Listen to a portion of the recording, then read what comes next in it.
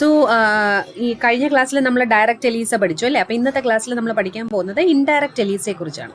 അപ്പോൾ indirect Elisa സാധാരണയായിട്ട് use ചെയ്യുന്നത് ആൻറ്റിബോഡീസ് ഡിറ്റക്ട് ചെയ്യാനും ക്വാണ്ടിഫൈ ചെയ്യാനും വേണ്ടിയിട്ടാണ്. ഓക്കെ, അപ്പോൾ ആൻറ്റിബോഡീസ് ആണ് ഇവിടെ നമ്മൾ ഡിറ്റക്ട് ചെയ്യുന്നത്, ഐഡൻറ്റിഫൈ ചെയ്യുന്നത്. അപ്പോൾ അങ്ങനെയാണെങ്കിൽ നമ്മളിവിടെ സാധാരണ മറ്റ് നേരത്തെ പറഞ്ഞ സ്റ്റെപ്സ് തന്നെയാണ് ഫോളോ ചെയ്യുന്നത്. നമ്മളിത് ചെയ്യുന്നത് ഒരു മൈക്രോ ടൈറ്റർ പ്ലേറ്റിലാണ്.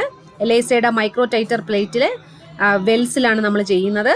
ഓക്കെ, അപ്പോൾ ഇവിടെയും രണ്ട് പേഷ്യൻസ് ഉണ്ട്, പേഷ്യൻ്റ് 1 ആൻഡ് പേഷ്യൻ്റ് 2. ഇവിടെ patient 1 is infected with some antigen. Okay, അപ്പോൾ ഉടനെ തന്നെ എന്ത് സംഭവിക്കും, ആ പേഷ്യൻറ്റിൻ്റെ ബ്ലഡിലേക്ക് ആൻറ്റിബോഡീസ് പ്രൊഡ്യൂസ് ചെയ്യും അല്ലേ, ഈ ആൻറ്റിജൻ എഗെയിൻസ്റ്റ് ആയിട്ട് ഫൈറ്റ് ചെയ്യാനായിട്ട്.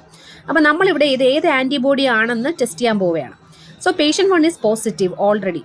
Okay, and the blood serum of the patient contain the antibody.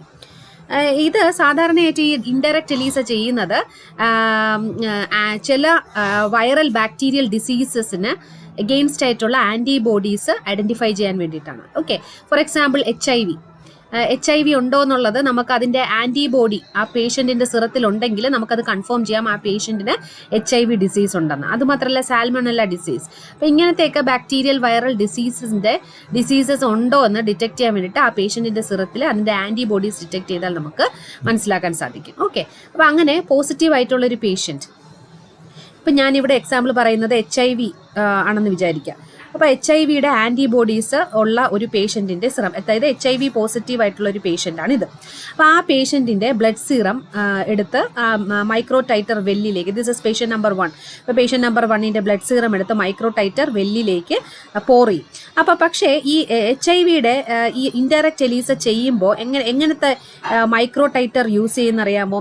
Already antigen HIV antigen incorporate ചെയ്ത മൈക്രോ ടൈറ്റർ പ്ലേറ്റ് ആയിരിക്കും യൂസ് ചെയ്യുന്നത്. ഓക്കെ, അപ്പോൾ ഈ മൈക്രോ ടൈറ്റർ പ്ലേറ്റിൻ്റെ ഓരോ വെല്ലിനകത്തും HIV-യുടെ ആൻറ്റിജൻ ഇൻകോർപ്പറേറ്റ് ചെയ്തിട്ടുണ്ട്, അല്ലെങ്കിൽ ബൈൻഡ് ചെയ്തിട്ടുണ്ട്. ഓക്കെ, അങ്ങനെ ഓൾറെഡി HIV ആൻറ്റിജൻ ബൈൻഡഡ് ആയിട്ടുള്ള ഒരു മൈക്രോ ടൈറ്റർ പ്ലേറ്റ് ആയിരിക്കും നമ്മൾ ഇതിനു വേണ്ടി യൂസ് ചെയ്യുന്നത്. അപ്പം എല്ലാ വെൽസിലും ഇതുപോലെ HIV ആൻറ്റിജൻസ് കാണും. അപ്പം നമ്മൾ അങ്ങനത്തെ ഒരു വെല്ലിലേക്ക് ഈ പേഷ്യൻറ്റിൻ്റെ HIV പോസിറ്റീവായിട്ടുള്ള പേഷ്യൻറ്റിൻ്റെ ബ്ലഡ് സീറം പോർ ചെയ്യുമ്പം അതിനകത്ത് എന്ത് കാണും? ആ ബ്ലഡ് സീറത്തിനകത്ത് ഓൾറെഡി HIV-ക്ക് എഗെയിൻസ്റ്റ് ആയിട്ടുള്ള ആൻറ്റിബോഡീസ് കാണും അല്ലേ. അപ്പോൾ ആ ആൻറ്റിബോഡീസ് നേരെ ചെന്ന് എന്ത് ചെയ്യും? HIV ആൻറ്റിജനുമായിട്ട് ബൈൻഡ് ചെയ്യും, ഇതുപോലെ കണ്ടോ. എന്നിട്ട് വാഷ് ചെയ്ത് അൺബൗണ്ടഡ് ആയിട്ടുള്ള ആൻറ്റിബോഡീസിനെ വാഷ് ചെയ്ത് കളയും. അപ്പോൾ ബൈൻഡ് ചെയ്ത ആൻറ്റിബോഡീസ് അതിൽ തന്നെ ഈ ആൻറ്റിജനുമായിട്ട് ബൈൻഡഡ് ആയിട്ടിരിക്കും. അങ്ങനെ ഇത് തമ്മിലൊരു ആൻറ്റിബോഡി കോംപ്ലക്സ് ഉണ്ടാവും. ഓക്കെ, അതിനുശേഷം എന്ത് സംഭവിക്കുന്ന അറിയാമോ? ഒരു സെക്കൻഡറി ആൻറ്റിബോഡി നമ്മൾ ഇതുപോലെ വീണ്ടും ആഡ് ചെയ്ത് കൊടുക്കും. ഈ സെക്കൻഡറി ആൻറ്റിബോഡി എന്ന് പറഞ്ഞാൽ എന്താണ്? Enzyme linked ആൻറ്റിബോഡിയാണ്. ഓക്കെ, അപ്പം നമ്മൾ ആദ്യം ആഡ് ചെയ്തത് എന്താണ്? ഈ പേഷ്യൻറ്റിൻ്റെ ആൻറ്റിബോഡിയാണ്. ഓക്കെ, നമുക്കതിനെ പ്രൈമറി ആൻറ്റിബോഡി എന്ന് പറയാം. അതാണ് ഇവിടെ PAB എന്ന് എഴുതിയിരിക്കുന്നത്, പ്രൈമറി ആൻറ്റിബോഡി. അപ്പോൾ അതിന് മേളിലായിട്ട് ഒരു സെക്കൻഡറി ആൻറ്റിബോഡി എന്ന് വിളിക്കാം, അല്ലെങ്കിൽ എൻസൈം ലിങ്ക്ഡ് ആൻറ്റിബോഡി എന്നും പറയാം. ഇത് എൻസൈം ലിങ്ക്ഡ് ആൻറ്റിബോഡി കഴിഞ്ഞ നമ്മൾ ഡയറക്റ്റ് എലീസയിൽ കണ്ടല്ലോ. അപ്പോൾ എൻസൈം ലിങ്ക്ഡ് ആൻറ്റിബോഡി ആഡ് ചെയ്താൽ എന്ത് സംഭവിക്കും? ഓൾറെഡി ഒരു ആൻറ്റിജൻ ആൻറ്റിബോഡി കോംപ്ലക്സ് ഇവിടെ ഉണ്ടായിട്ടുണ്ട് അല്ലേ. അപ്പോൾ അതിൻ്റെ മേളിലായിട്ട് വന്ന് ഈ എന്താണ് എൻസൈം ലിങ്ക്ഡ് ആൻറ്റിബോഡി വന്ന് ബൈൻഡ് ചെയ്യും. ഓക്കെ, അപ്പോൾ എൻസൈം ലിങ്ക്ഡ് ആൻറ്റിബോഡി എപ്പോഴും ഒരു ആൻറ്റിജൻ ആൻറ്റിബോഡി കോംപ്ലക്സിൻ്റെ മേളിൽ വന്ന് ബൈൻഡ് ചെയ്യുള്ളൂ. Is it clear? എന്നിട്ട് ഇതിൽ എന്ത് ചെയ്യും? സബ്സ്ട്രേറ്റ് ആഡ് ചെയ്ത് കൊടുക്കും. സബ്സ്ട്രേറ്റ് ആഡ് ചെയ്യുമ്പോൾ ഈ എൻസൈം ഈ സബ്സ്ട്രേറ്റിനെ കാറ്റലൈസ് ചെയ്യും. ഈ സബ്സ്ട്രേറ്റിൻ്റെ സ്പെഷ്യാലിറ്റി നിങ്ങൾക്ക് അറിയാം, എന്താണ്? കളർലെസ് സബ്സ്ട്രേറ്റ് ആണ്. So this enzyme will turn this substrate to the coloured product which will turn yellow. Then this could be detected by colorimetry. Is it clear? അങ്ങനെ കലോറിമെട്രിയിൽ റീഡിങ് കാണിക്കുമ്പോൾ നമുക്ക് മനസ്സിലാവും ഇതിനകത്ത് ആൻറ്റിജൻ ഉണ്ട് എന്നുള്ളത്. അതുമാത്രമല്ല ഈ യെല്ലോ കളർ ഫോം ചെയ്തപ്പം തന്നെ നമുക്ക് മനസ്സിലാവും അല്ലേ. യെല്ലോ കളർ ഫോം ചെയ്യുമ്പോൾ തന്നെ നമുക്ക് മനസ്സിലാകും ഇതിനകത്ത് ഈ ടെസ്റ്റ് പോസിറ്റീവ് ആണെന്നും ഇതിനകത്ത് HIV ആൻറ്റിബോഡി ഉണ്ടെന്നും നമുക്ക് മനസ്സിലാവും. ഓക്കെ, അപ്പോൾ ഇവിടെ നമ്മൾ ഈ കലോറിമെട്രി ടെസ്റ്റിലൂടെ നമ്മൾ മോണിറ്റർ ചെയ്യുന്നത് ആൻറ്റിജൻ അല്ല, ആൻറ്റിബോഡിയാണ്. HIV ആൻറ്റിബോഡിയാണ്.